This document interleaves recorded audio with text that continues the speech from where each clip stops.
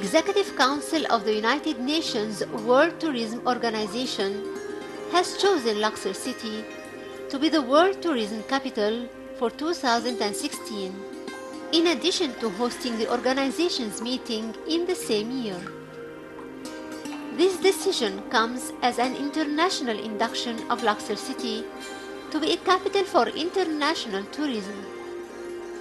The decision comes fair enough to the city that comprises 1/3 of the monuments of the world and preserves its heritage.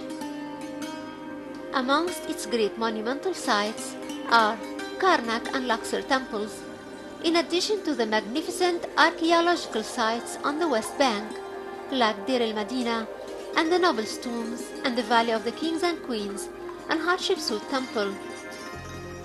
These are just examples of what this great city has to offer to its visitors, who are welcomed all year round.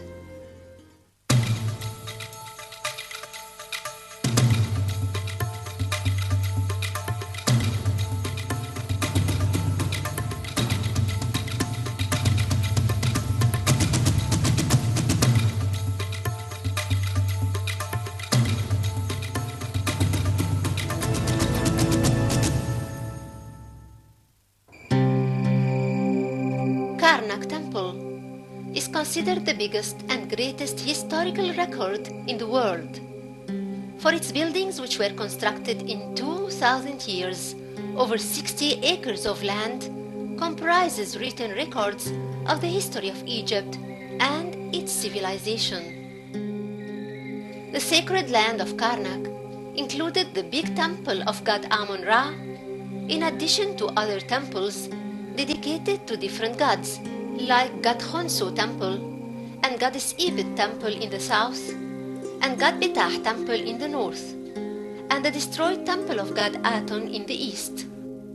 All these temples and chapels were surrounded by a great mud brick wall that reached 12 meters in thickness and 550 meters tall, and 480 meters wide and 20 meters high. The wall has 8 entrances, 2 in the north joining Amun-Ra Temple with Monto Temple, and it's barren from reliefs, 2 entrances in the south leading to Goddess Mut and God Khonsu, and the gate of Ptolemy III that lead to Luxor Temple. There are 2 entrances in the east and 3 in the west, the middle of which is where the first pylon is situated, and it's the main entrance of Karnak. The wall was built by King Nectanebo from the 30th dynasty, which is the last ruling family in the pharaonic history. Barger thinks that the mud brick wall is not horizontal, but bent in a wavy shape for 2 reasons. The first one is that this geometrical method prevents its destruction. The second reason is religious. The wavy wall resembles the eternal water which surrounds the sacred hill which rose out of the eternal ocean called Nun. So the constructions within it represent the sacred hill itself, and thus they are sacred. Karnak Temple starts with a port, built specially for god Amon, the sun god. He used it annually in the Opet festival, when he left his temple in Karnak to visit Luxor Temple, where his wife Mut stays. His sacred bark was placed on a sailing boat called Usir Hat. It was made of cedar wood and coated with gold. The port is a large high dock with steps, connected to the Nile through a channel derived from the Nile. It was used at least until the 26th dynasty, for the level of the Nile during inundation was recorded between the 22nd and the 26th dynasties. In the middle of the port was a square base for the rest of the sacred bark. The pier is high and descends gradually until it reaches the road that leads to the first pylon, which is flanked on both sides with rams. 2 sandstone obelisks adorn the northeast and southeast corners of the port, ahead of the Avenue of Rams. One of them still stands, while only the base of the other exists. They belong to King Seti II.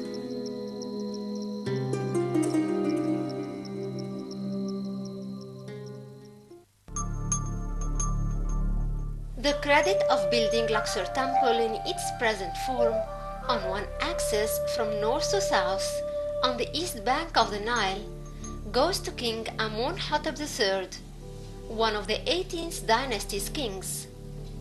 Later in the 19th dynasty, King Ramesses II added a great pylon to the front and a wide open court behind it with papyrus columns. It's possible that the first kernel of this temple was placed in the Middle Kingdom era, but we're not sure where it was, for it was completely destroyed. Beyond doubt, Amun-Hotep III preferred to build his temple on the ruins of that ancient sacred chapel which existed in the Middle Kingdom, most probably in the 12th dynasty. Besides, Queen Hatshepsut and King Thutmose III had constructed a small building composed of 3 chapels dedicated to the Triad of Thebes. It still exists today, right behind Ramesses II pylon to the right of the entrance.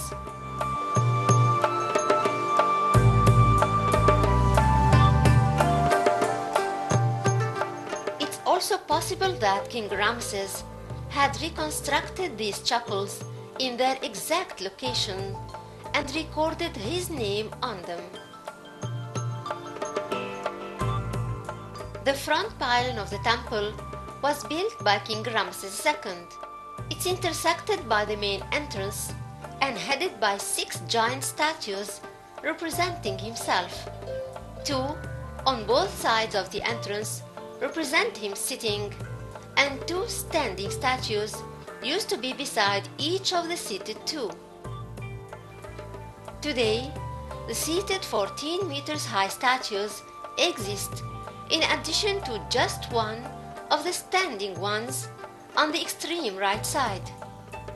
Ramesses has also erected 2 great obelisks in front of the temple. Each is 22.2 meters high.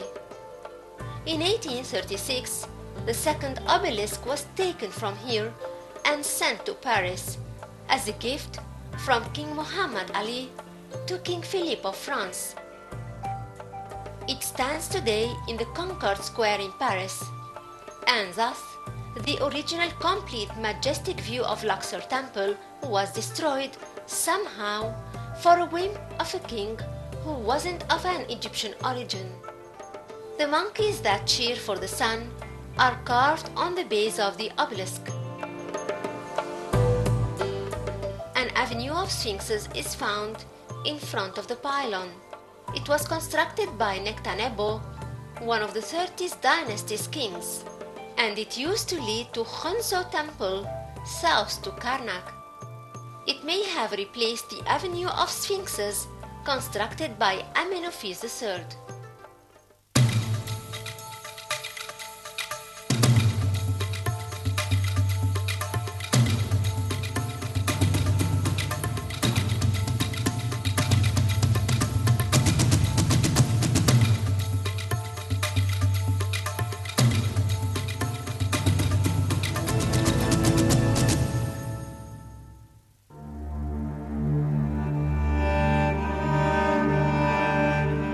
After 500 years of building the tomb and temple of King Montuhotep II in the heart of the mountains of the western Thebes, Queen Hatshepsut ordered her architect Senemut to build her an unmatched construction north to it. The temple was to be dedicated to her spiritual father, god Amun, the sun god and the main god of Egypt.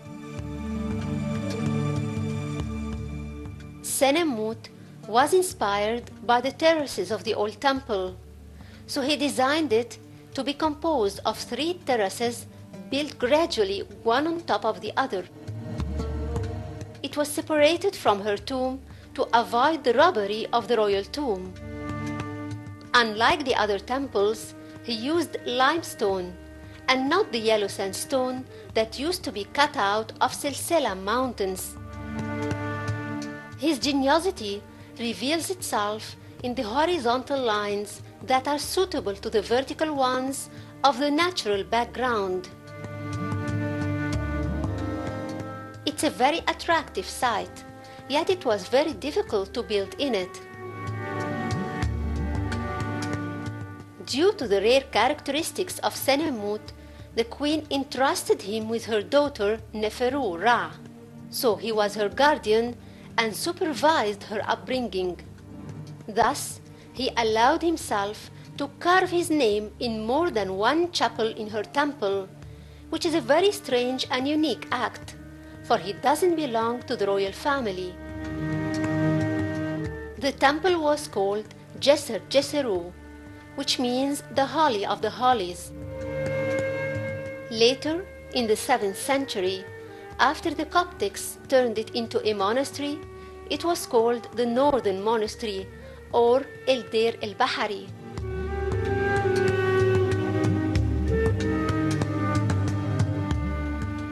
It's asserted that the original plan required the existence of her coffin in her tomb in the Valley of the Kings under her temple, which acts coincided with the acts of her tomb. That lies behind the heights of El Deir El Bahari. But the stone in the location which she has chosen to be her tomb turned out to be of bad quality. So she had to alter the axe after digging 700 feet in the rocks of the valley. She was determined to be buried just like her male ancestors in the Valley of the Kings.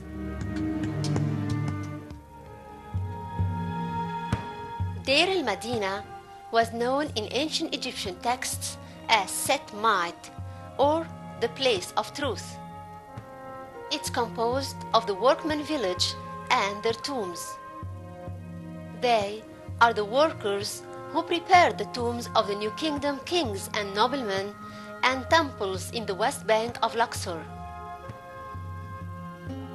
Here, there are 70 houses, divided into 2 equal sections and separated by a long street from north to south and surrounded by a thick wall. Mud bricks were used for building. There was a courthouse to deal with problems between the workers and to set judgments. After all, the village is called the place of truth. The workers were divided into 2 groups. Each was responsible for one side of a tomb and was composed of 60 workers and 2 chief workers.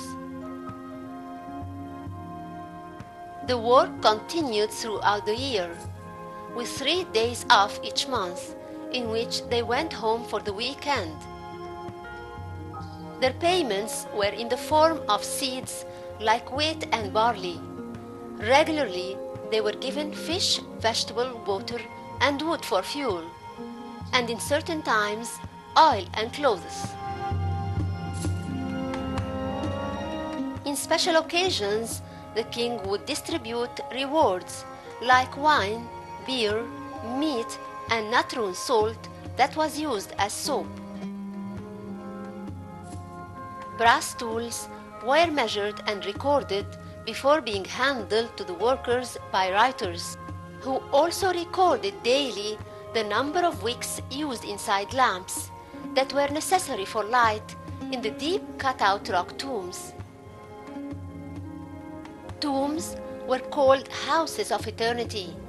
They were supposed to last forever.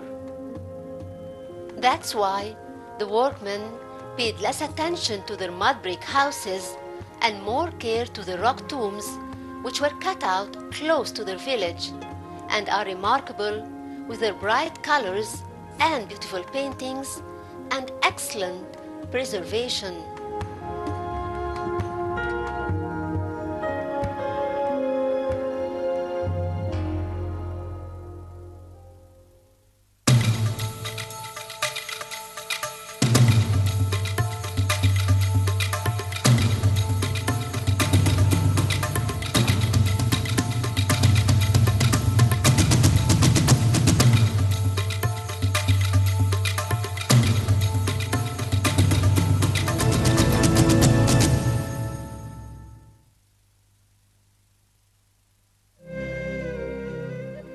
The royal mummies of two pharaohs were put on display in Luxor Museum in March 2004 as a part of the new extension to the museum, which includes a small visitor center.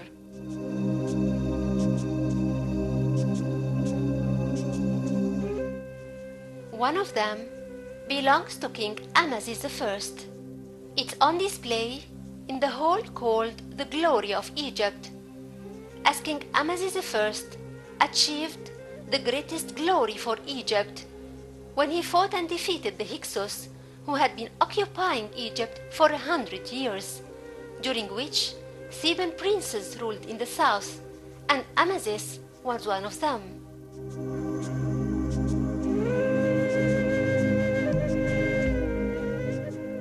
The other mummy is said to belong to King Ramses I, who ruled during the 19th dynasty in 1306 BC.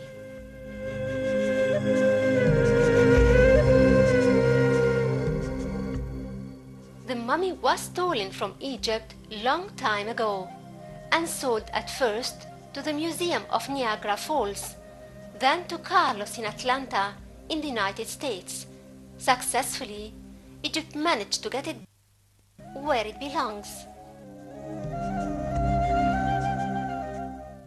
The gold collar of courage was offered to Queen Iyahotep, who ruled in the 18th dynasty. It was found in her tomb in the Ra Abul Naga cemetery in the west bank of Luxor. The memorial axe of King Amasis I is on display, and it was used in his fight against the Hyksos. There are a number of cases containing a variety of objects like jewelry made of gold, silver, and electrum, and copper, and semi-precious stones.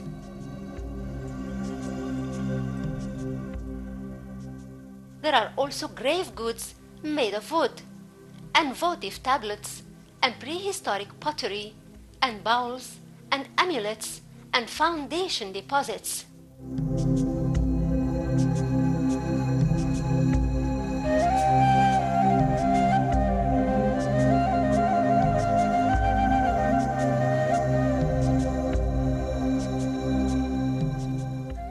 The Medal of Honor and Bravery was offered to the courageous leaders of the Egyptian army. A colored stele was found in Asyut with a representation of one of them wearing two golden collars. The soldiers were also remembered and represented on a stele called the Soldier Stele. They were celebrating their victory, which was a continuous event since most of the pharaohs of the New Kingdom led successful campaigns and wars against the enemies of Egypt.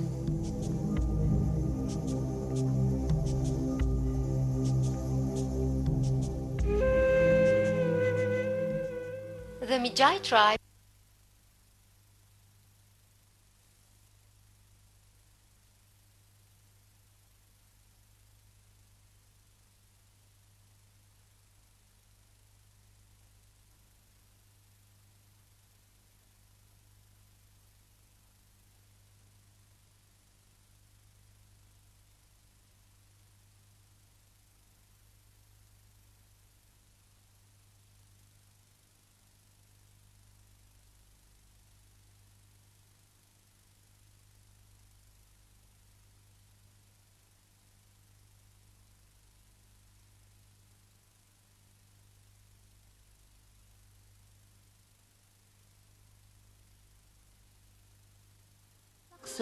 more than once a year.